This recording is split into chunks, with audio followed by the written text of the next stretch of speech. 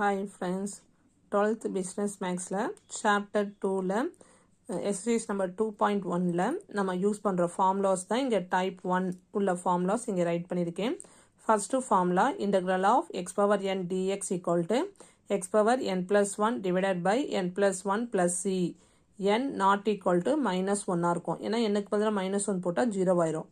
x பவர்ல எந்த value கொடுத்திருந்தாலும் integral பண்ண போது என்ன பண்ணணும், அதோட 1 ஆட் பண்ணி அதே வேல்யூவை கீழே போடுவோம். ஓகேவா?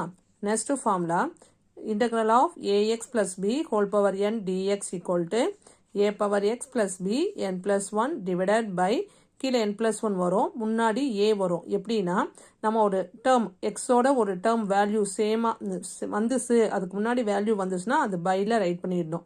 பைல ரைட் பண்ணிட்டு எப்போதும் போல இந்த பவர்ல உள்ள வேல்யூவை ரைட் பண்ண வேண்டியதுதான். அதான் ax plus b whole power n plus 1 divided by n plus 1 வந்துடும். மேலே உள்ளது எக்ஸுக்கு முன்னாடி வேல்யூ இருந்தால் அது பைல வந்துடும். அதான் a plus c. n வந்து என்னவா இருக்கும், நாட் ஈக்குவல் டு மைனஸ் 1 இருக்கணும். தேர்டு பாருங்க, integral of 1 by x power n dx equal to 1 by n minus 1 x power n minus 1 plus c. எப்படி இருக்கும்னா 1 by x power n இருந்தால் இப்படி right பண்ணணும். n not equal to என்னதுமா 1. Okay friends, by.